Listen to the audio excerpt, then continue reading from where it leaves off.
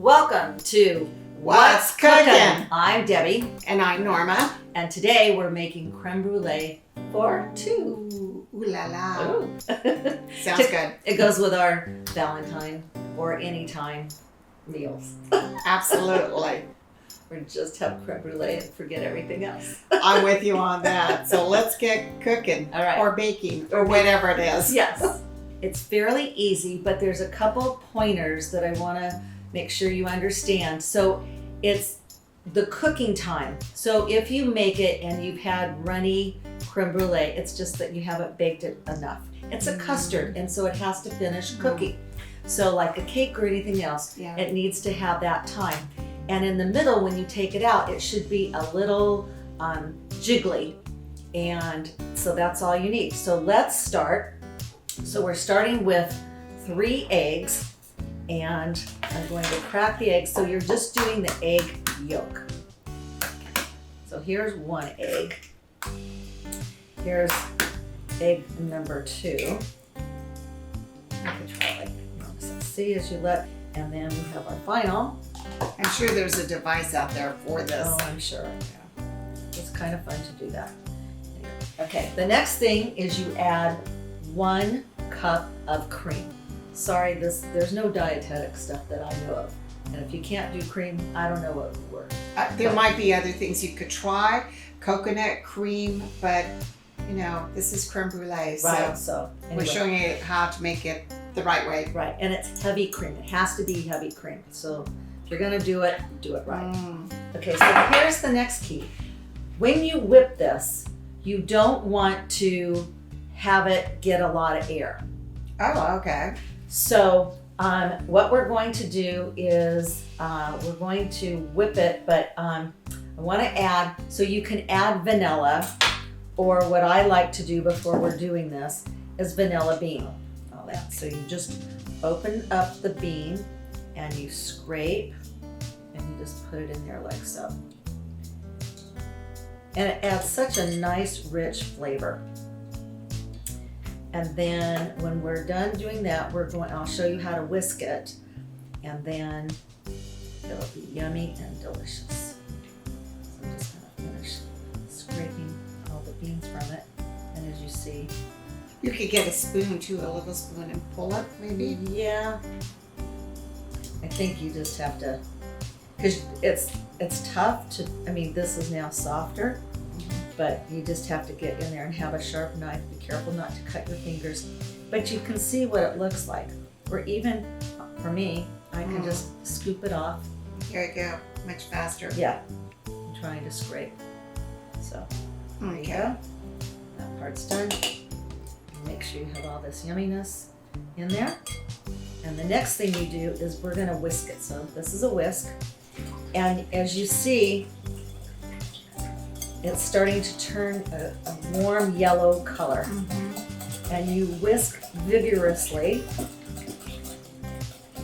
but you don't want to lift it and whisk it, and you don't want to use an electric blender or okay. Or a product like a KitchenAid and you put it in. No, you don't want to do that. You just want to just whisk it like so. Make sure you get all the yummy vanilla bean. And how do you know when it's done? It's about a minute or so. So as you see, you're whisking and you're making sure, and if you stop, it looks, I don't know if the camera can see this, but it's like the little beans inside. Oh, they're starting to break up like a little pepper, black Yeah, pepper. it looks like little black pepper. That's a good.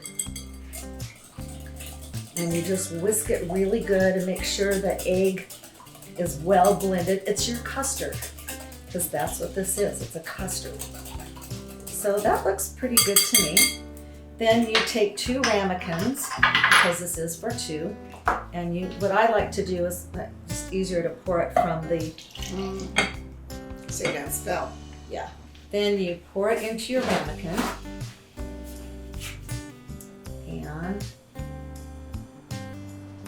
like so. Okay, so now we need to do a little bath. So we have a glass Pyrex dish, which I filled about halfway up with water. So you cook this in a water bath. It's a custard, and that's how you do it. So as you can see all the vanilla beans at the top, and then we put it in here, and put it in here, and then we're going to bake it for about 50 minutes at 350 degrees. And then when it comes out of the bath, you let it cool down in the bath till it's cool. Do not take it while it's hot. It must cool down completely. So we're going to put this in, and we'll be right back. It's been 50 minutes, and this is completely cooled off. And as you can see, I'm gonna lift this up, but see, it's not really jiggling a lot, and that's what you want. If It came together. It came together. It's the middle that will jiggle the most. So now what you do is you take this, and it has to go into your refrigerator at least for 2 hours. So my suggestion is make this the day before. This is not a last minute dessert.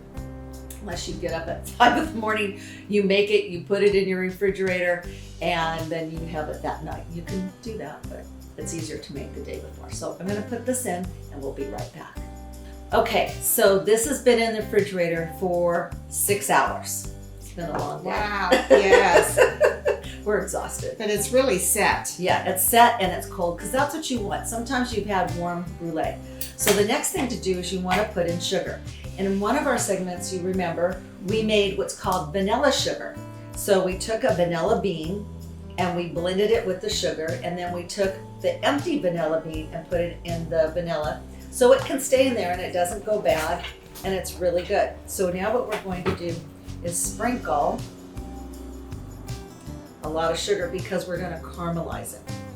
Now, I keep this from going in there. I have a torch that we're going to torch the sugar.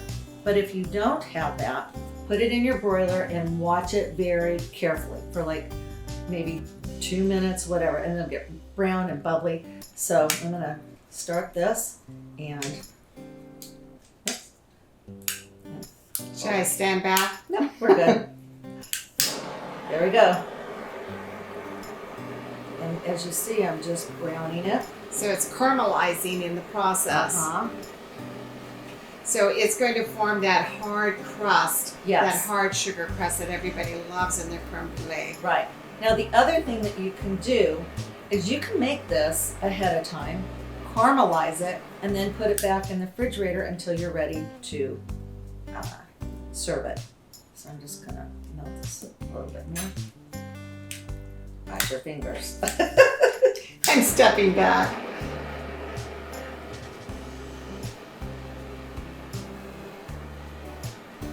Let's get it right there. That's hot. Okay, so one is done. We're gonna scoot it over. And actually I'm gonna take it off the plastic. Here we go again. And you see how quick and easy it is.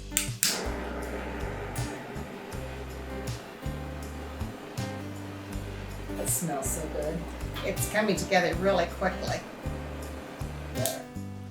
So Okay. so as you see, this one's a little bit darker. It's hot because I was doing that. And this one's a little lighter, and you're ready to go. So Norma, just to finish it off, Norma took a strawberry and she sliced it and sort of kept it together. And what These are big strawberries. Big old I strawberries. just want to say. yeah, Okay, I'm going to take that one off. and there's the other one. Here's the other one. And what a beautiful presentation. So if you're trying to make that special someone impressed, this is definitely going to do it. It's a little bit of time, but it's fairly easy. The prep time is about 10 minutes.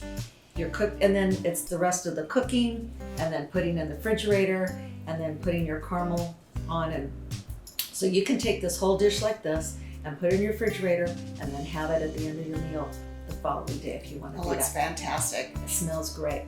So here's our final product. It looks delicious. It does. It smells even better. Let's dig in. And you see the. Oh yeah, it's hard. Because Yeah. Perfect. Let me see. Here we go. Oh my God. Oh my God. This is really good. I'm telling This you. is restaurant quality. Thank you. You guys can do this. It's simple. It's easy. Enjoy. Thank you for joining us today on What's cooking? Happy Valentine's Day. Yes.